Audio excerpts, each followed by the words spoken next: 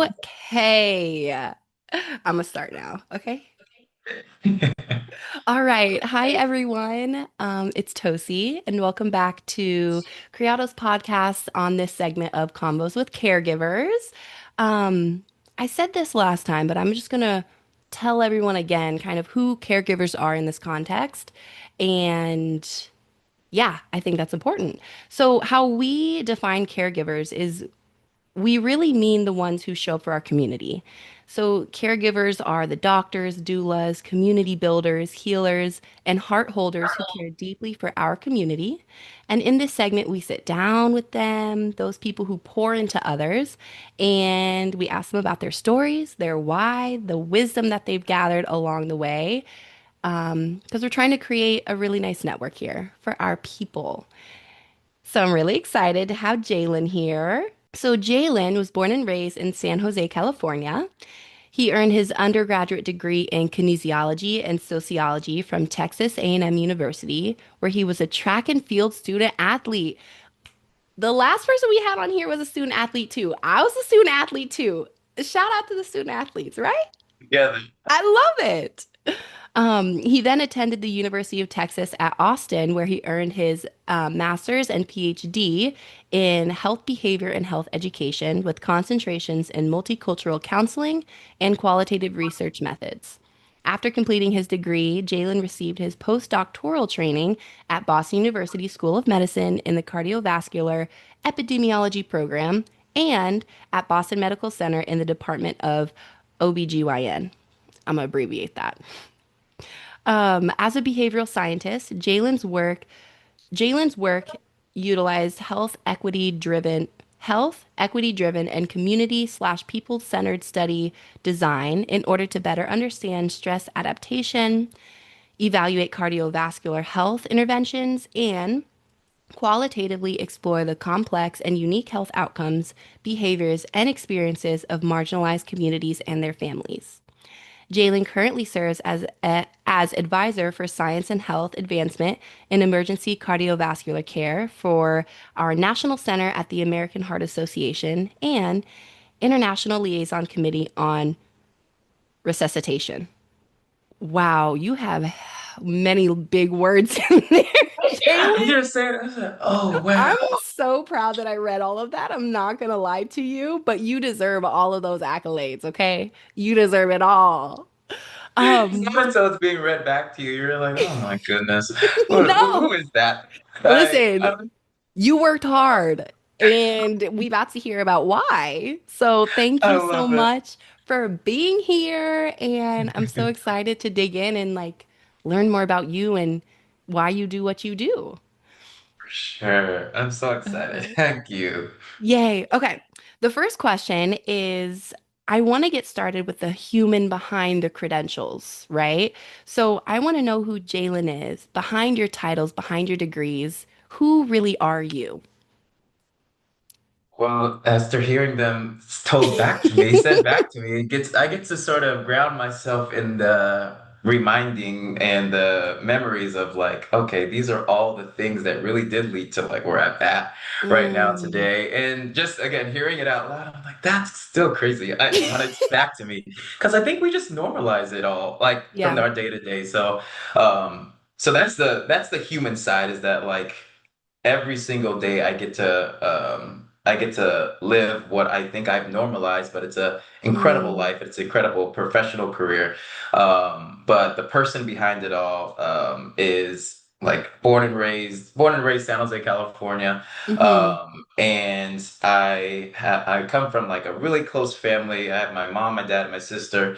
My sister's about 3 years older than me. And we Mm. are like this. She just gave Yes. birth about a month ago, oh, actually 2 months ago. And so Mhm. I just became a first-time uncle. That's who I really Oh, am now. I'm an uncle now.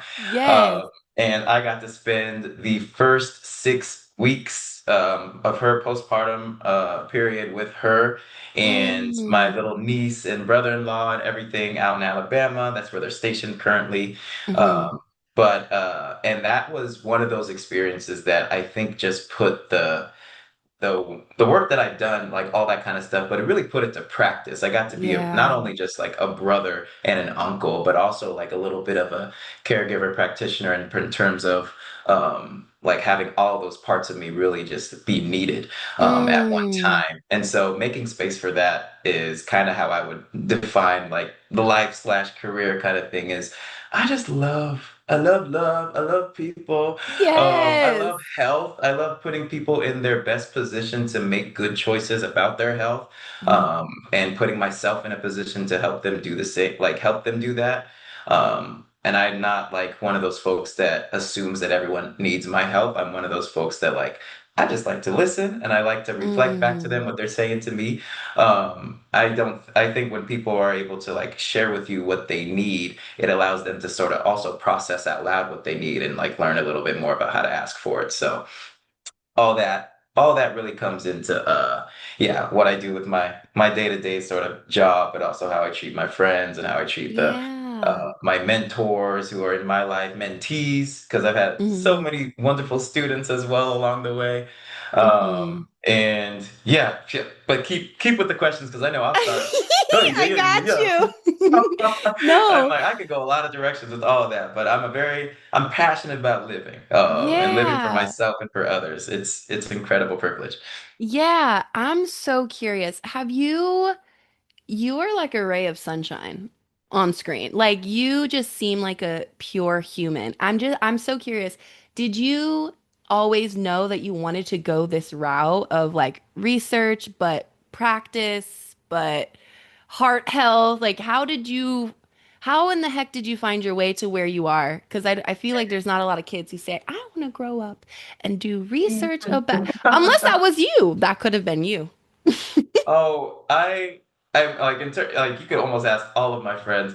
I'm such a like a okey doke kind of person. I'm like, and that nature to myself, like had to start young, because like in terms of going with the flow, there are so many things that I could not go with the flow with when I was younger, Mm, because all of my life has just been so structured in terms of like being an athlete when you're little, and then growing up with that, and then with school, I got diagnosed. It wasn't until like high school, but being mm, diagnosed with the learning disabilities and the processing disorders and mm. the OCD and the ADHD and all these different items that made like the education space and academic space so challenging Yeah.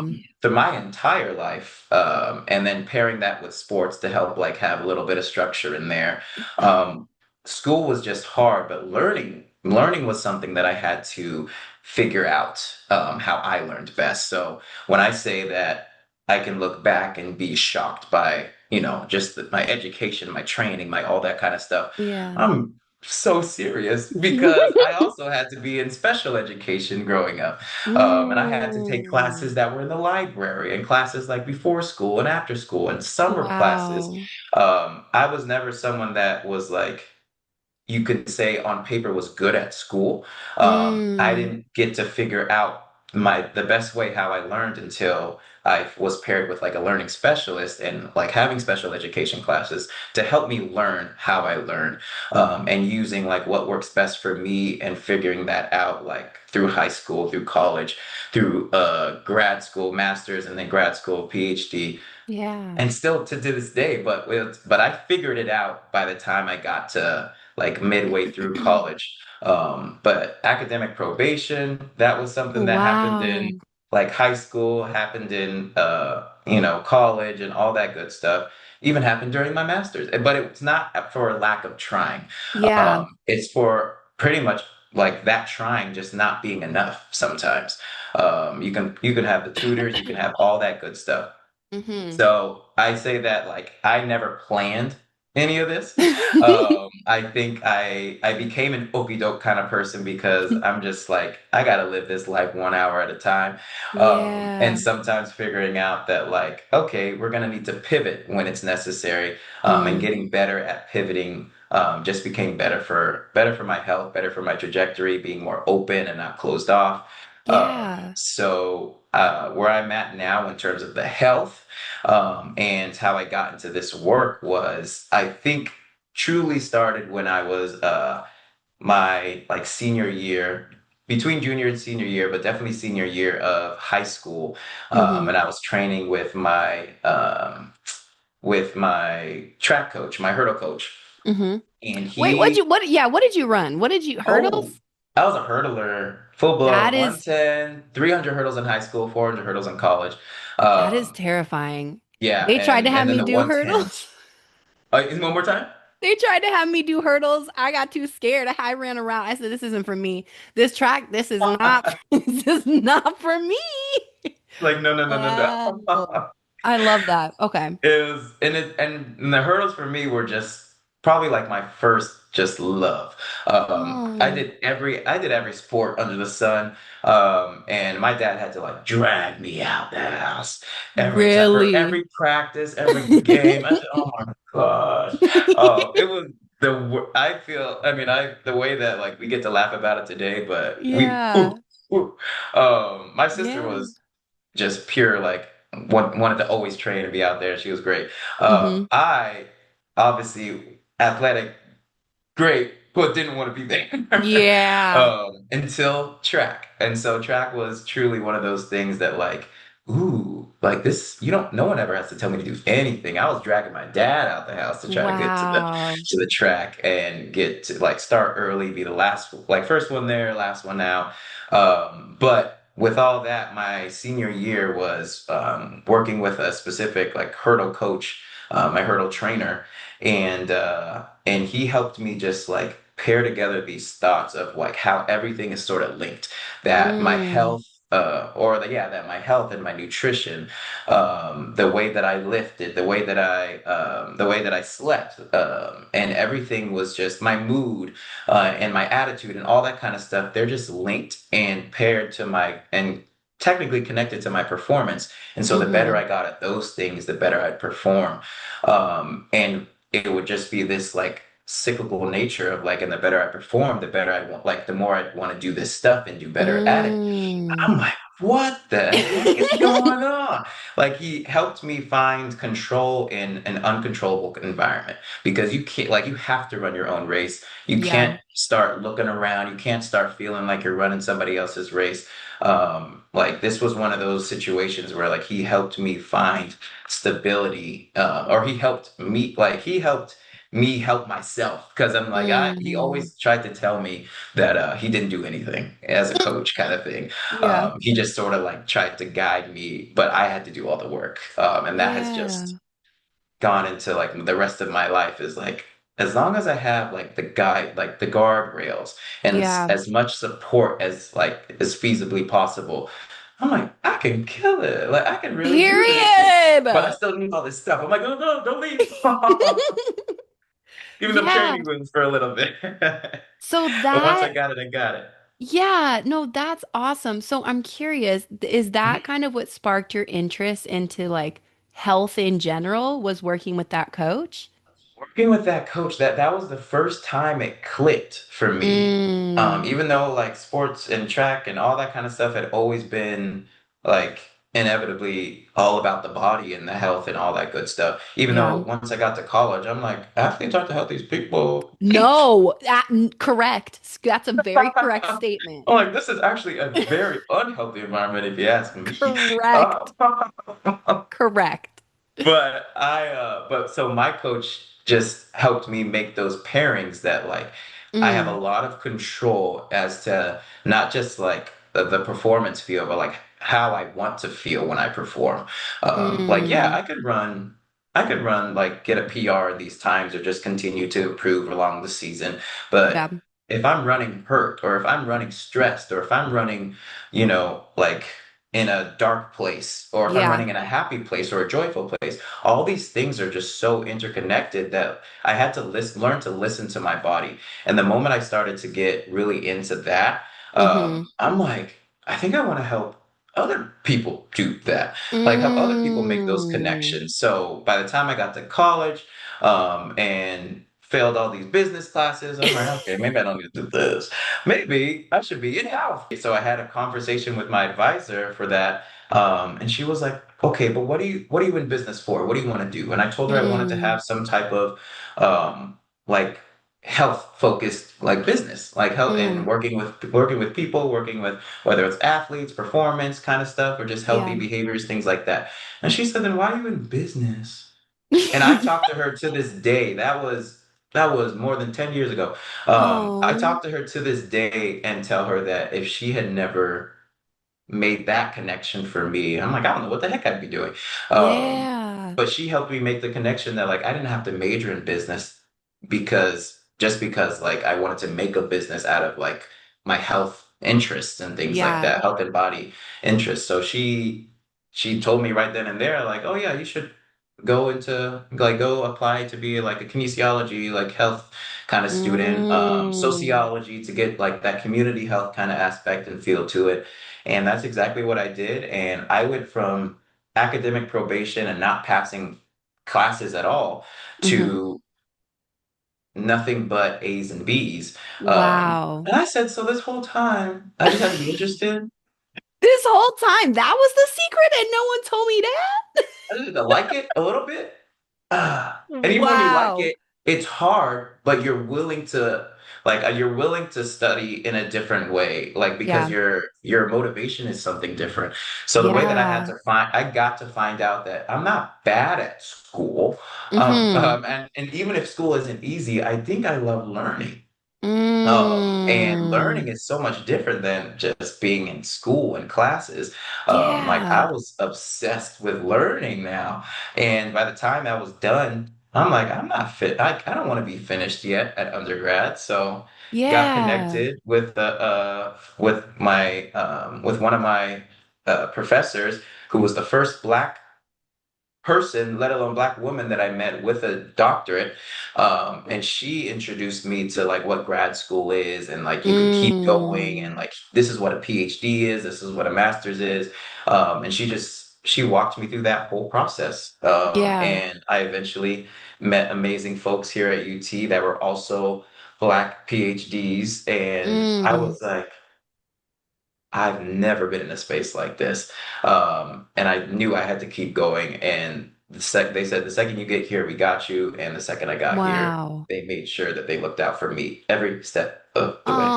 Oh, In this country and other countries, like they made sure I traveled. They made sure I had period. all the experiences possible under my belt to show me that like you can get these three letters behind your name, but it's not to do Mm-hmm. just like one thing or like either teaching or research. Like Yeah. once you get those three letters or multiple letters, like those are to Yeah. open doors, not to limit yourself. So uh, Wow. that's enough. No, I love it. No, that was so good. And I think it paints the picture because so many people, well, I'll speak for myself. I don't want to speak for everybody. I I didn't public health was a new world to me. I didn't know that was a thing. Or else I think I would have found my way here way earlier.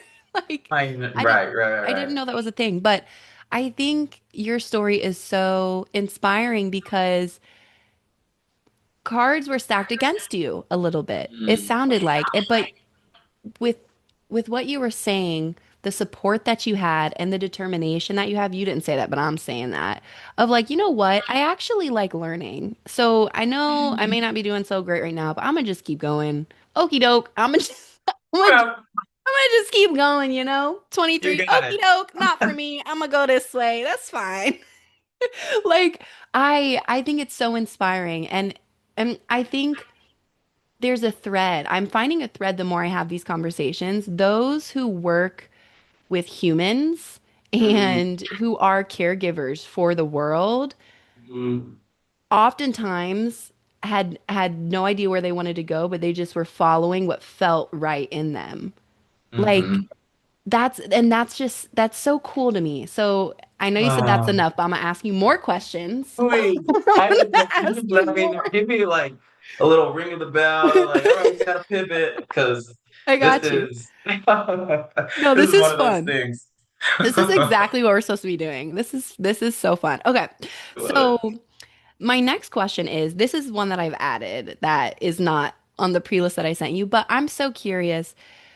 Working with cardiovascular health, and it says that you worked also in the department of or OBGYN. I feel like there are never men, black men in Mm, those areas.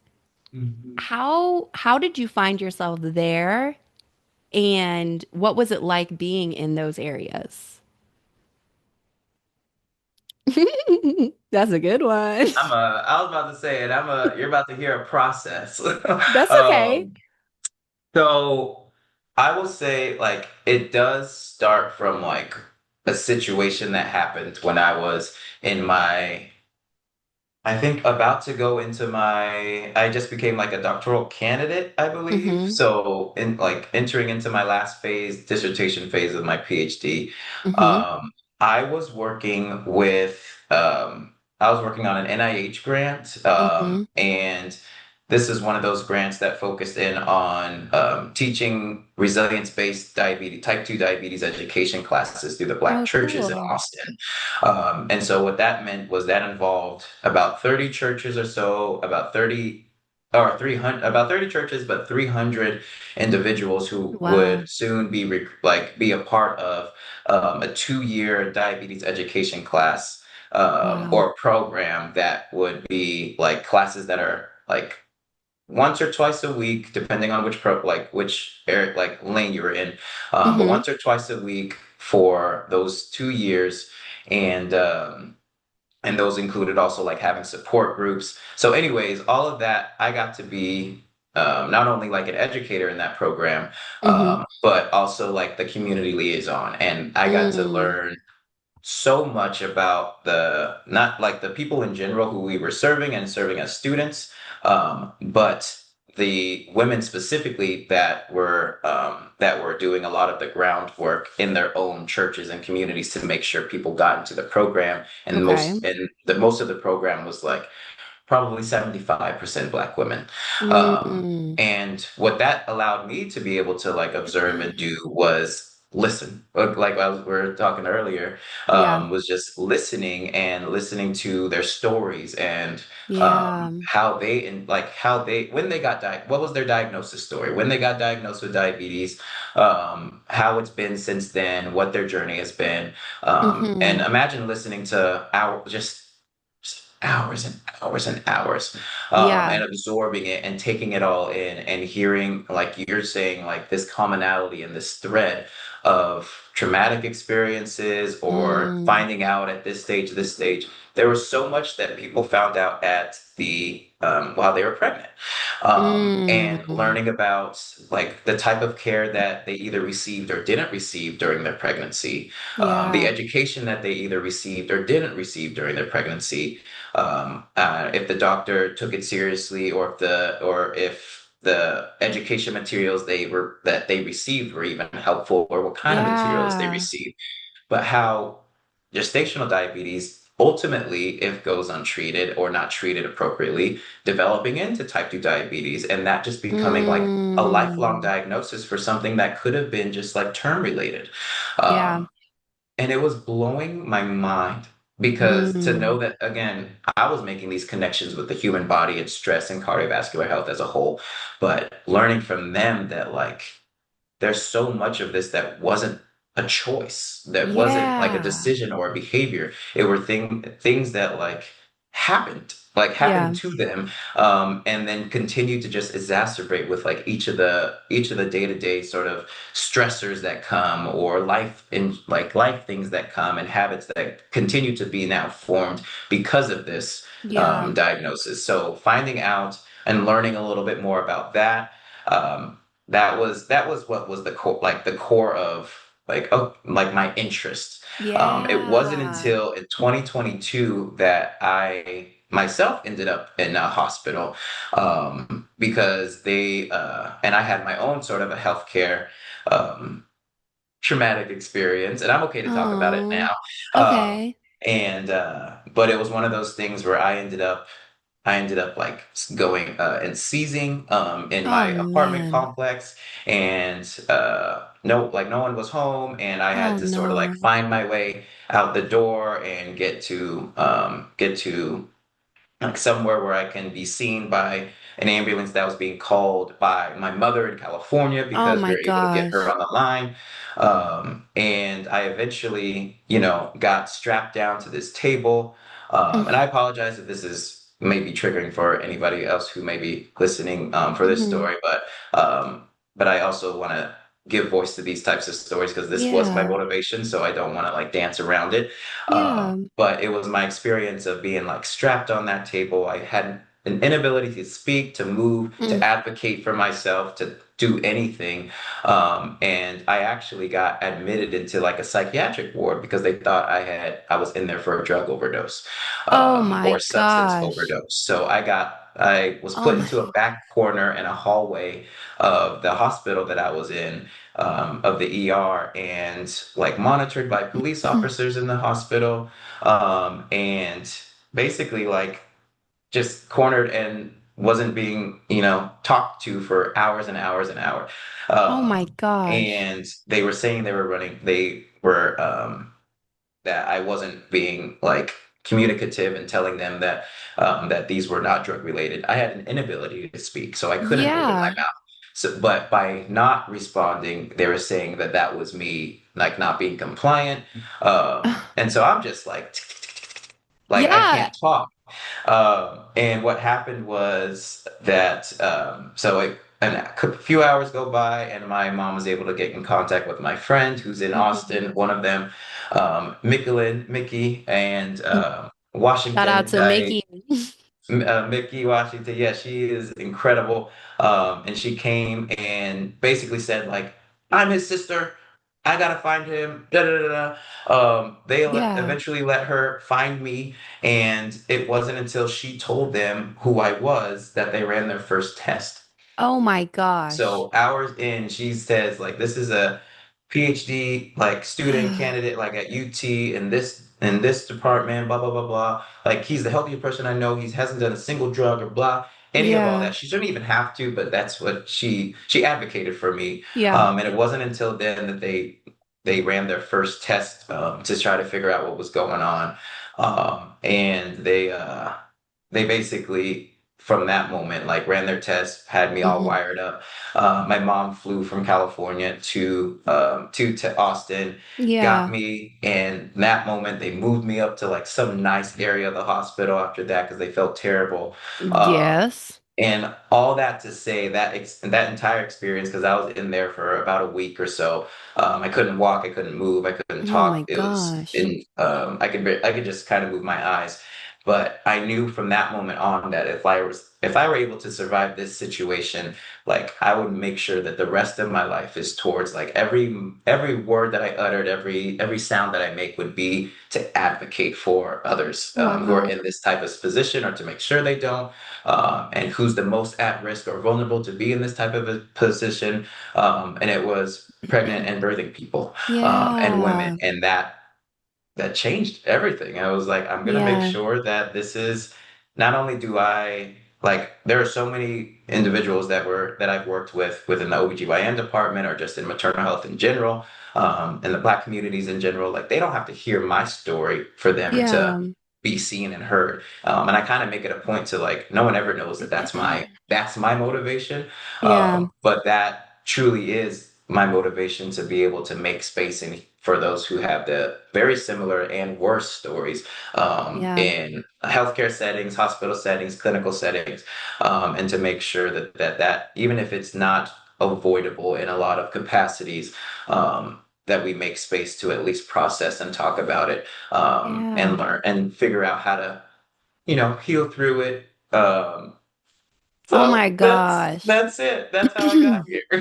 My work I do today is different, but Yeah. that was what started this trajectory of ending up in the OBGYN department, and really Wow. taking like a macro type of issue with cardiovascular health and Yeah. saying like getting it all the way down to the person, like Like, yeah, we have all these statistics, but every single number represents a person. So what is that person's story?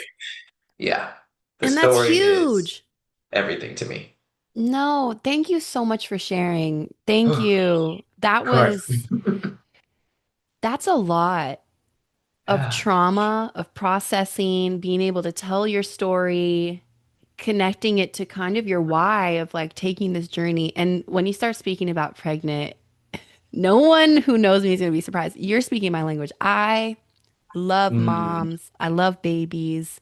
I and I don't have a story like yours by any means, but what I grasp is that one of the And I most hope you never will. I hope and I yes to that. Um, but pregnancy and delivering is one of the most vulnerable times Mhm. in a woman's life, in a human's life, is when you may not have auditory, you can't speak. The pain level that you're in is people compare it to dying. Like Mm. there's so much vulnerability in that state.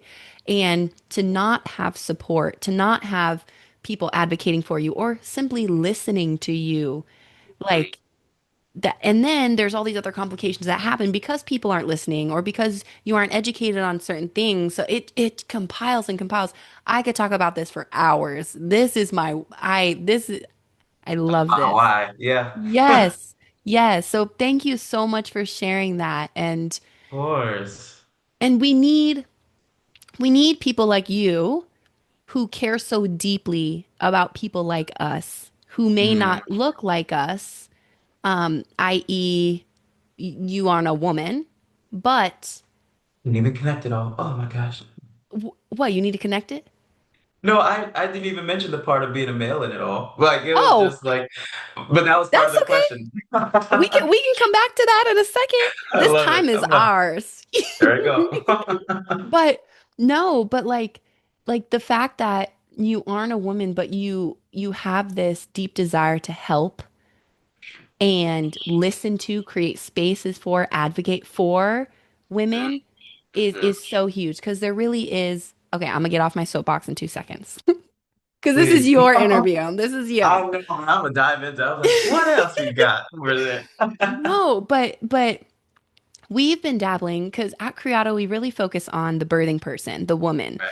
um, which is necessary. It's very necessary to create spaces where they feel comfortable. But there's also this lingering bubble of, well, the woman could be by herself. And in that case, what support could she have, i.e., a doula? Medical providers actually should be the ones providing help, but that's a whole nother conversation.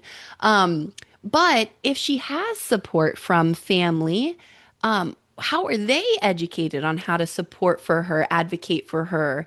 And so I talk about this personally, like with my husband. I listen, you about to go through a school when I get pregnant because I know I'm not going to be literally I know I'm not going to be the one that can advocate for myself at all times. It's going to have to be you, and I want to feel comfortable that you know exactly what the process is, what the complications for XYZ are, what it is that I want so that you can communicate that with others. So I think it's so Mm, important for men to be in this space, right. um, even if they don't want to be a dad or they don't want to like like being an uncle, being a brother, it doesn't, Hmm. you don't have to be a father or be looking to be a father soon to have these type of conversations for the women in your life. So, It's just about being present at that point.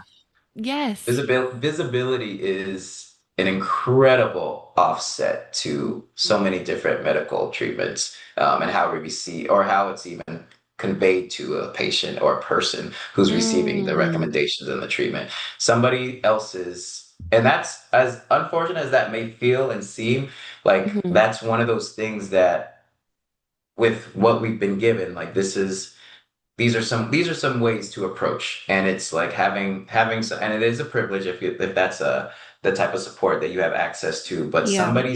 somebody else's visibility as an advocate, just being in the room can do so much in Mm, terms of how a person is given treatment recommendations. yeah. It is incredible. Yeah. Yeah, no, that's so true. Yeah. Um, oh my gosh. I don't want to end this conversation. We're gonna have to have a part two already, okay? I'm so sorry. No, don't be sorry. This is great. This is great. I'm gonna move on to one more question, I think. We'll see how much we have time for. But You, um, not you. so okay, yeah, I like this one. What have you learned? And this is kind of going back to the work you do now, I think, more on like heart health, stress, those types of things. What have you learned about Black and Brown communities and how they adapt to stress? And how can we begin to move from survival to restoration? It's a Ooh, big question. okay. And I'm probably gonna ask for that the beginning of that one Okay. again. Okay. What have you learned about how Black and Brown communities adapt to stress?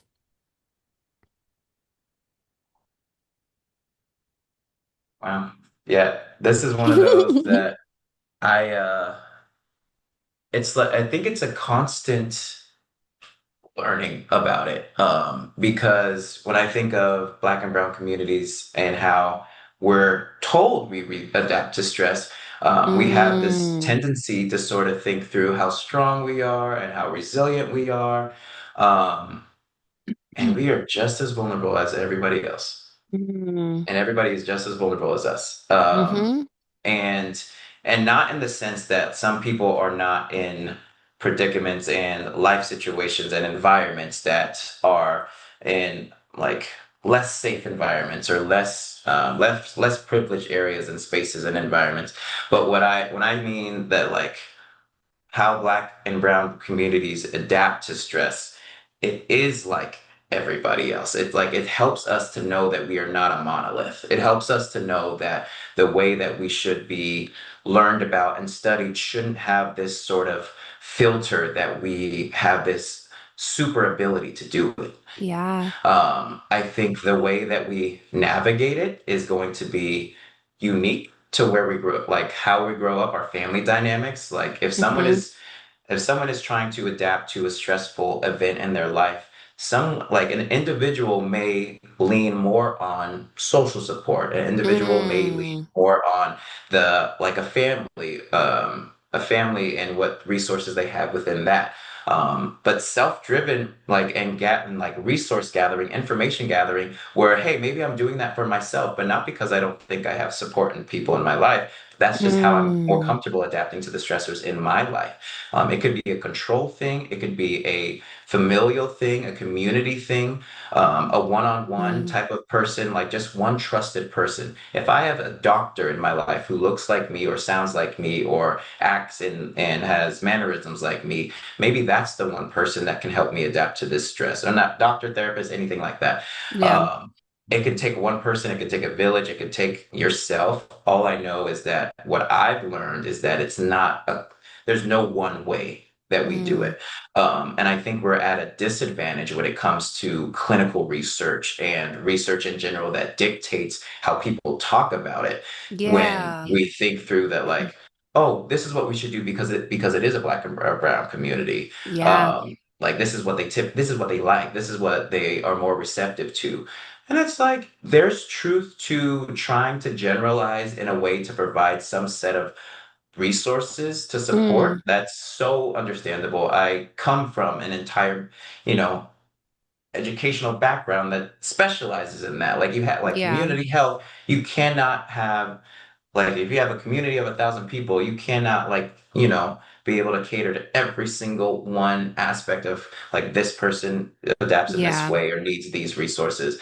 And so you do try to provide for the greater good. Mm-hmm. But as my own kind of a caregiver and practitioner kind of thing, and how I like to approach it is meeting people exactly where they're at. And even like these Mm. individual people make up a community, and these individual people have their own stories. Every pregnancy is different. We can find the Yeah. commonalities in a pregnancy, but if I'm meeting this pregnancy and this pregnant person and their journey and knowing their history and their future and their overall just how they process and think through their own stressors in life, if I'm giving all these generalized knowledge and treatments to or treatment recommendations to this one person without considering all that stuff, Yeah. then that's putting them in a position to not even know how to ask even further questions that have to mainly do with themselves. Like give them an opportunity, Mm. give Black and brown people opportunities to tell you how to treat them as a Mm. person. I think we all should find out more and more ways to like come together as a Yeah. community to build resources. Um, that's beautiful. I think that's how we've made it this far in this life, and in is our histories, our shared histories. But I think moving forward, better, faster, stronger, all that good stuff, Yeah. we'll be together, but also making space for like our individual differences and knowing that blackness is not one thing. Mm. And there's so many ways that we live it every single day. And there are different filters of, the Black experience. And I think we deserve to have a little bit more of a Yeah. complex way to think about us. Yeah. Mic drop. Literally. No, I think that's a huge and really, really good point. And when you get into public health and community health, it really is like Black and brown communities statistic, Black and brown communities statistic, which are not false statistics, which we need to think about, but But how it they're does, gathered. Hmm. yeah, but it does take away the individuality of being a human. And like, Hmm. yes, I am Black, I am brown, and I am Tosi, or I am Black, I am brown, and I am XYZ. And as Tosi, who is a Black and brown woman or person, Hmm. this is Hmm. what I need, which may or may not be what my sister, who is another Black woman, may need because she's Lade and she's a different Right. human than me. Right. Yeah. And just to like piggyback off of that, it's like this conversation, and I think when we're talking about um, diabetes or heart disease and things like Mm-hmm. that, cholesterol, high cholesterol, these are things that when we do see statistics or we do look at this research or empirical studies and clinical Mm-hmm. trials and all these different works of data that have been collected over time, there is this like not only the tendency to just sort of see a monolith forming within communities and how we think about the community health, or Mm-hmm. particular community health, but when we end up we do a disservice when we like generalize Mm. all of these items to say that Blackness is a risk factor for diabetes. Blackness is a Mm. risk factor for having high cholesterol, a risk factor for uncontrollable blood sugars and things Yeah. like that. And it's like Blackness is not a risk factor. That should not be the correlation that we are finding in empirical and clinical studies that Yeah. lead to diabetes. Me being Black should not equate the experience Yeah. of getting diabetes, or forming and type 2 diabetes and things like that. So Yeah. that's where I get into my, soapbox kind of thing because the research absolutely creates a foundation and a base as to which to, enter the Mm-hmm. conversation and learn a Mm-hmm. little bit more about the habits and behaviors of an entire community and how to meet them where they're at by their zip code or environment or Yeah. just overall structural identities or structural environments, physical, mental, emotional environments, things like that. It allows us to open the doors into Mm-hmm. those conversations, into those people, and those spaces for that we want to reach them in. But but when we go to report on that information and we start to Yeah. say that in order to like make these correlations sound as powerful as they are and get more funding and research behind it, and show the Mm. effects of our intervention or the program and the benefits that they got from having it, then the only way we can prove that is by saying that we offset this sort of like what we couldn't control for was the risk that Mm-hmm. of being Black. um Mm-hmm. and that's the interesting piece because it's we can't do anything about that. We can do Yeah. some things about some behaviors, some things about some financial aspects of it. when it comes to just like overall knowledge, education, forming, affordability, things like that. Hmm. Those are things that can be changed, that can be impacted, or can be manipulated in terms to get better outcomes. But to say that those are not risk factors, or say that within those risk factors that our identity as a Black person or Black Yeah, people is kind of a determinant of health. is not Not a fair. big fan of that one. Yeah, But I'm a human being in the field, and I'm open to the conversation. It's the dialogue that yeah, allows us to move forward. And so I'm happy to continue to that dialogue with anybody and everybody yes. who has another opinion. But I do believe in that's the statement of it all that Mm, we as a Black and brown just sort of people is hmm. not a risk factor or a determinant to our health outcomes. Shouldn't Yeah, be. I love that. I love Yeah, that. Okay, and I know we're at time, but can I ask you one more question? please do. Okay, I just have one more question, and um, there's no right or wrong answer to this. Have you heard of the term body literacy? Body literacy. Let's say no. Okay, so if you had to, because you're a very smart person, if you had to try to say what you think the definition of body literacy is, what would you say that that is? Well, No right or wrong answer. hey, I will feel my way through it because when I think of health literacy, Hmm. it's just our accumulated knowledge about the some things that are just all things that are health related and relevant to us. Hmm. Health literacy may mean knowing a subset of how to like the education behind type 2 diabetes, for example. Hmm. My ability to be health literate when it comes to type 2 diabetes education is knowing the terminology, knowing some of the Hmm. practices, the behaviors, the habits. How did I end up with type 2 diabetes? What Yeah. does that mean that's going on in my body? What does that mean, like for the rest of my life, what I need to do to manage it? Yeah. So a lot of that just comes from learning the language around what's related to maybe my health outcome when it comes to health literacy. So if I think of body literacy in that same Hmm. format, it would be I think it would be self regulation and self learning around like like knowing my body and pretty much being literate in my body and Yeah. how it responds, how it reacts, how it copes, how it Hmm. heals. I think that would define much of my work, but also my choices. Is my body literacy the way that I'm able to be sort of okie dokie and go with the flow is because Yeah. every decision and behavior and habit that I have intentionally believed to have formed is because I listen to my body. I listen when I'm tired. I listen when I'm Mm. energetic. I listen to my energy and the people around me that reflect sometimes how I'm looking and feeling. Hmm. And it's just being present and mindful of how my body, like what my body is going through when it's going through it and why. Yes.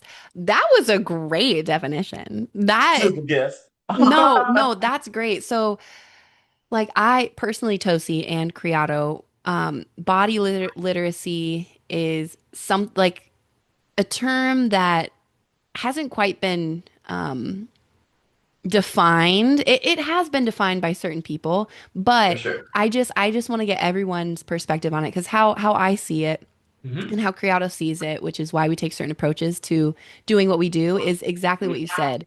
If you can learn the language of your body, right? Like, what Mm. is your body telling you? Reading and understanding what it is your body is saying, it kind of takes away, like how you talked about, there's a monolith of the Black community.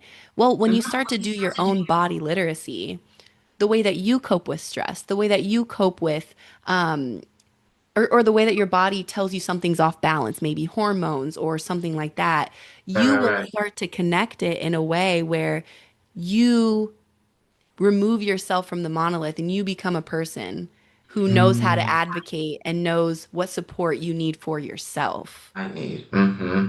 So yeah, Mm-hmm. so your definition was fantastic. And And they won't put it in a book. It's too long. But but we love it and it but we was love it. great.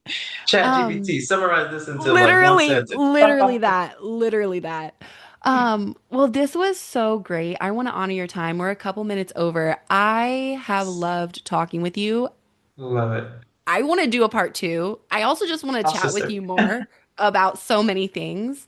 Please. Um, I don't know if people have questions that they want to ask you, if you want to give any information, or if you want to direct them to Criado, and then we can reach out on that behalf. But if there Be is wonderful. if there is a contact, or if you want to defer to the Criado, let us know now how people should ask you questions if they have questions. Absolutely. I think streamlining it through Creata would be incredible. It allows them to also reach out to y'all as a resource and then Hmm. through me to be the resource.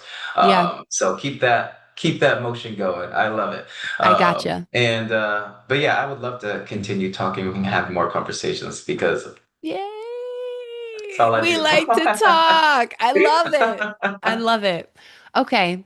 Well, that's it. Thank you for So, coming. Thanks for chatting, being vulnerable, and thank you. thank you for the work that you do. You're amazing. Of course, this is why it's the heart work, truly. Yes, For literally. sure. All right. Thanks, So, Jaylen. thank you. Have a great rest of the day. You too. Bye.